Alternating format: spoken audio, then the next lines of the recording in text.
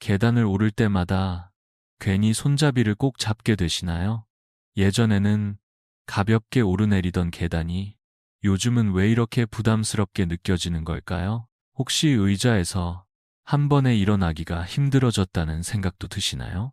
이런 변화는 단순히 나이 때문만은 아닙니다. 모두가 겪는 자연스러운 노화의 일부이지만 그 속에 아주 중요한 신호가 숨어 있습니다. 최근 저희 진료실을 찾는 분들 중에는 몸무게는 그대로인데 팔다리가 가늘어졌다고 느끼시는 분들이 많습니다. 계단을 오를 때 숨이 가쁘고 난간이 없으면 불안하다는 말씀도 자주 들립니다. 이런 이야기에는 한 가지 공통점이 있습니다. 바로 근육이 조용히 줄어들고 있다는 사실입니다. 근육은 단지 우리 몸을 움직이게 하는 역할만 하는 것이 아닙니다. 근육은 건강을 저장하는 창고이기도 합니다. 질병이나 감염 수술 같은 위기 상황이 닥쳤을 때 우리 몸은 근육에 저장된 단백질을 꺼내서 회복을 시작합니다. 그래서 근육이 충분한 분들은 아파도 회복이 빠르고 입원 기간도 짧은 경우가 많습니다. 하지만 안타깝게도 이 중요한 근육은 나이가 들수록 자연스럽게 줄어들게 되어 있습니다. 특히 60대 이후에는 그 속도가 눈에 띄게 빨라집니다. 은퇴 후 모아둔 돈이 조금씩 사라지듯 우리 몸의 근육도 가만히 놔두면 해마다 조금씩 사라집니다. 근육량이 줄어들면 힘도 함께 줄어듭니다. 근육이 30% 줄어들었을 때 실제 근력은 그보다 훨씬 더 많이 감소할 수 있습니다.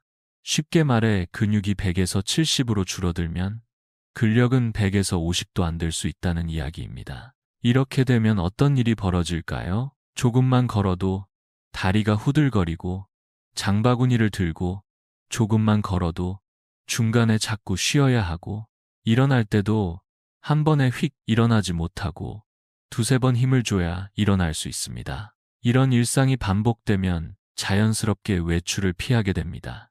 그러다 보면 더 움직이지 않게 되고 근육은 점점 더 빠르게 줄어들게 됩니다. 이렇게 근육 감소가 시작되면 낙상 위험도 커지고 골절이나 만성질환까지 이어질 수 있습니다.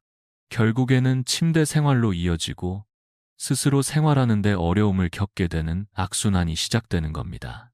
이 무서운 흐름을 멈추기 위해 지금 당장 시작해야 할 일이 있습니다.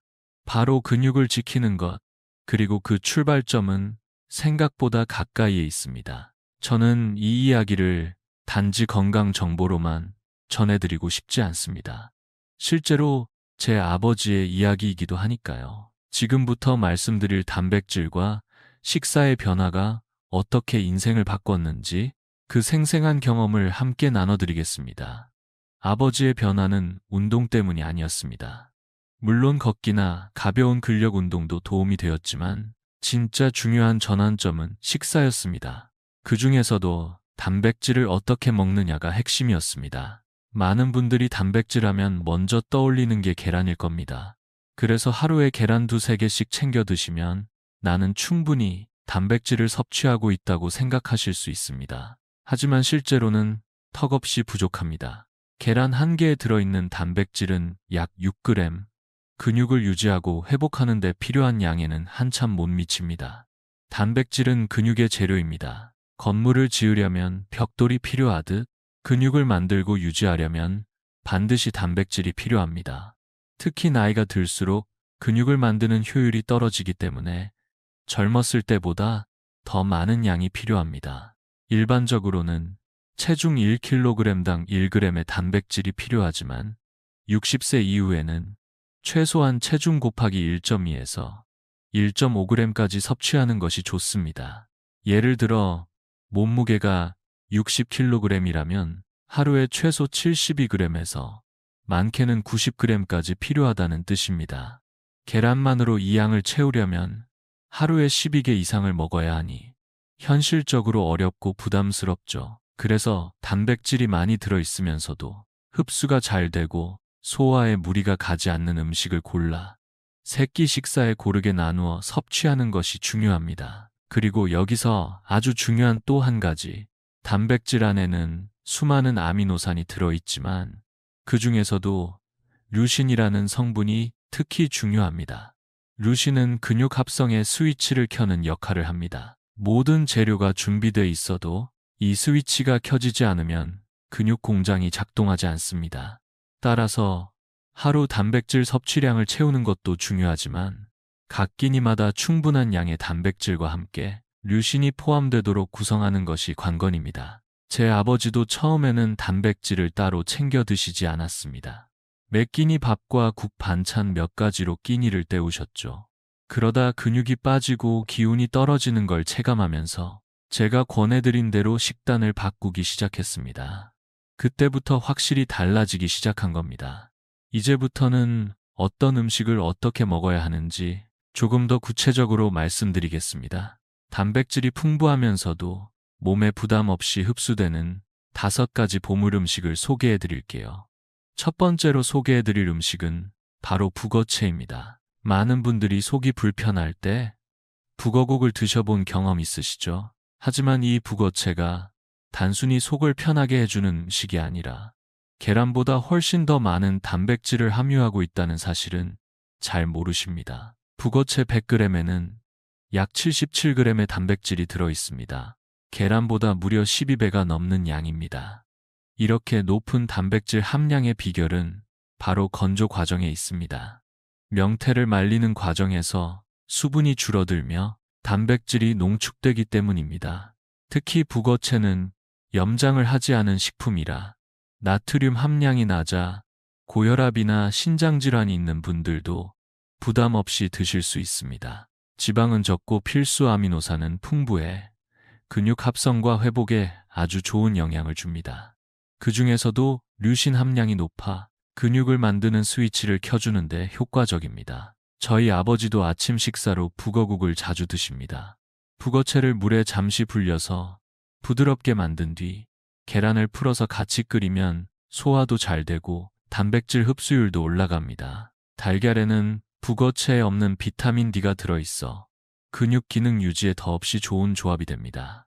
또 다른 활용법으로는 북어채를 잘게 찢어서 두부나 채소와 무쳐 드셔도 좋습니다. 씹는데 부담이 적고 가볍게 간식처럼 먹을 수 있어 식사 사이 단백질 보충에도 안성맞춤입니다. 두 번째 음식은 청국장 가루입니다. 청국장은 발효된 콩으로 만든 대표적인 건강식품인데요. 청국장도 좋지만 저는 특히 청국장 가루를 더 추천드립니다. 첫째, 단백질 함량이 일반 청국장보다 2배 이상 높습니다. 100g당 약 35에서 40g의 단백질이 들어있어 적은 양으로도 많은 단백질을 섭취할 수 있습니다. 둘째, 끓이지 않고 먹을 수 있어 유익균이 살아있습니다. 발효식품의 진짜 가치는 살아있는 유익균인데 청국장을 끓이면 대부분 사라지게 됩니다. 하지만 가루 형태로 드시면 장까지 유산균이 도달해 장 건강을 지키는데 큰 도움이 됩니다. 셋째, 조리가 매우 간편합니다. 물이나 우유, 두유에 한두 스푼 타서 드시면 되고 밥 위에 바로 뿌려 드셔도 고소한 맛이 살아 있습니다. 특히 저희 아버지는 아침에 무가당 요거트에 청국장 가루 한 스푼, 견과류, 꿀을 조금 넣어 간편하고 든든한 한 끼로 챙기십니다. 소화도 편하고 하루 시작이 다르다고 하시죠. 청국장 가루에는 단백질뿐만 아니라 칼슘, 칼륨, 철분, 비타민 K까지 들어있어 근육뿐 아니라 뼈 건강, 혈액순환에도 좋습니다. 이 2가지 식품만 꾸준히 드셔도 몸의 기초 체력이 바닥부터 달라지는 걸 느끼실 수 있을 겁니다. 하지만 여기서 멈추지 않고 조금 더 쉽게 실천할 수 있는 단백질 식품들이 남아 있습니다. 북어채와 청국장 가루만으로도 하루 단백질의 반 이상을 채울 수 있지만 보다 다양하게 섭취하고 맛있게 즐기려면 나머지 3가지 음식도 꼭 기억해 두시는 것이 좋습니다. 세 번째 단백질 음식은 바로 그릭 요거트입니다. 요즘 마트에서도 쉽게 찾을 수 있는 그릭 요거트는 일반 요거트에서 수분과 유청을 제거한 농축 요거트입니다. 그 덕분에 같은 양이라도 단백질 함량이 2배 가까이 높습니다. 100g당 약 10g의 단백질이 들어있고 칼슘과 칼륨도 풍부해 뼈 건강에도 좋습니다. 무엇보다 유익균이 살아있어 장내 환경을 개선하고 면역력을 높이는 데 도움을 줍니다.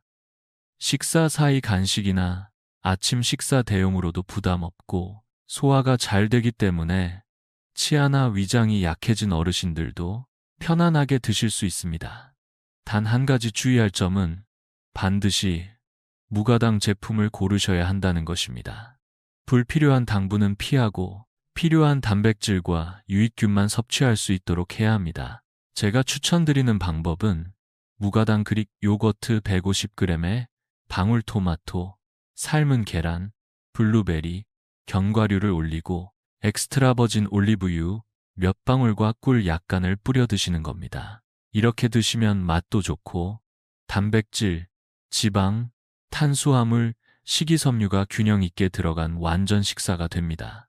네 번째로 소개해드릴 음식은 렌틸콩입니다. 작고 납작한 붉은색 또는 초록색 콩인데 최근 슈퍼푸드로 각광받고 있는 이유가 있습니다. 100g당 약 25g의 단백질이 들어있고 식물성 단백질임에도 불구하고 소화가 잘 되고 속이 더부룩하지 않아 어르신들께도 부담이 없습니다. 또한 철분, 엽산, 식이섬유, 비타민 B군이 풍부해 근육뿐만 아니라 심장, 혈관 건강, 그리고 빈혈 예방에도 큰 도움이 됩니다. 렌틸콩은 미리 불리지 않아도 되고 15분 정도만 삶으면 부드럽게 익기 때문에 요리하기도 쉽고 활용도도 높습니다. 삶아서 샐러드에 넣거나 밥에 섞어 드셔도 좋고 국이나 스프에 넣으면 고소한 맛이 더해져 먹기에도 좋습니다. 특히 저는 브로콜리와 두부를 무친 반찬에 렌틸콩을 추가하는 방법을 자주 추천드립니다. 씹는 맛이 좋아지고 영양도 훨씬 풍부해지니까요.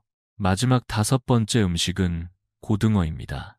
고등어는 많은 분들이 좋아하시고 자주 드시는 생선 중 하나인데 단백질은 물론 오메가3와 비타민 D가 풍부하다는 점에서 단연 최고의 단백질 음식이라 할 수 있습니다. 100g당 약 20g의 단백질이 들어있고 하루 필요한 비타민 D의 절반 이상을 충족할 수 있습니다. 오메가3는 심장과 혈관, 뇌 건강을 돕고 비타민 D는 뼈와 근육 기능 유지에 필수입니다. 무엇보다 가격이 저렴해 소고기나 연어에 비해 훨씬 부담 없이 즐길 수 있다는 장점이 있습니다. 고등어를 드실 때는 가능하면 구울 때 연기를 최소화할 수 있도록 기름 종이에 싸서 중불에 굽고 카레가루를 살짝 뿌리면 맛도 좋고 건강에도 도움이 됩니다. 카레 속 강황 성분이 염증 완화와 면역력 강화에도 좋기 때문입니다.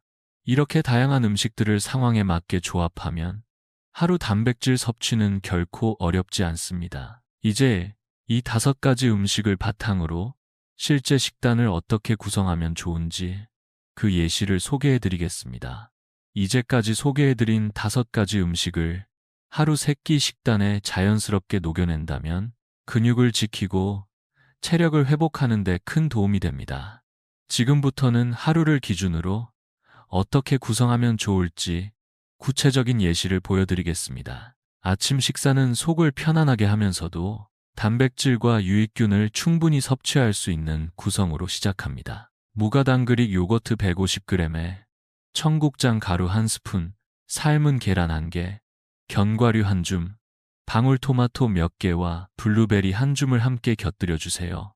기호에 따라 꿀 1티스푼과 올리브유 몇 방울, 소금을 약간 더하면 맛의 균형이 맞습니다.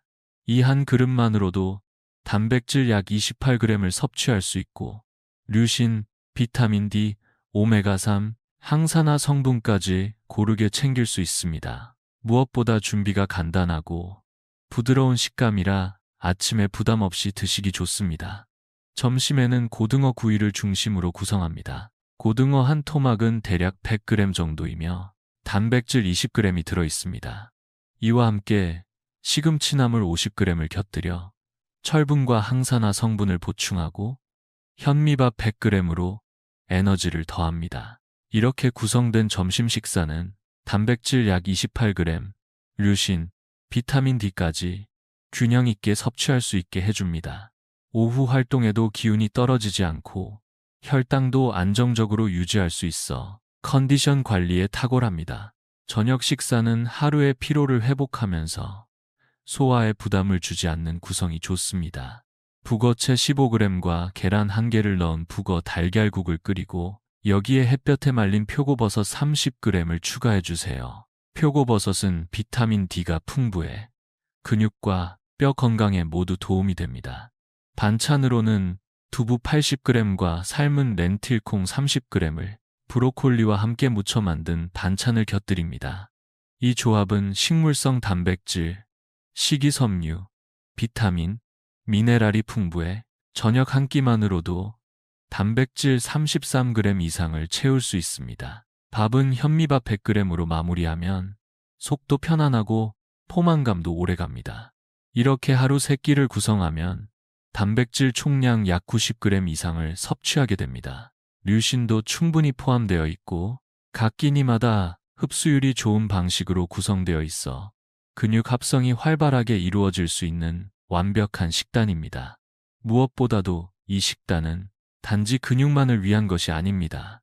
뼈, 혈관, 장, 면역, 심지어 뇌 건강까지 함께 챙길 수 있는 진정한 건강 식단입니다. 저희 아버지도 이 식단을 한 달간 실천한 후 횡단보도에서 초록불이 끝나기 전에 편하게 걸을 수 있게 되었고 계단을 오르며 손잡이를 찾지 않게 되었습니다. 그 변화는 단지 숫자로 표현할 수 없는 삶의 자신감으로 이어졌습니다. 나이가 들어도 기운차게 걷고 여행도 즐기며 하루하루를 활기차게 보내는 삶. 그 출발점은 바로 오늘 식탁 위의 선택입니다.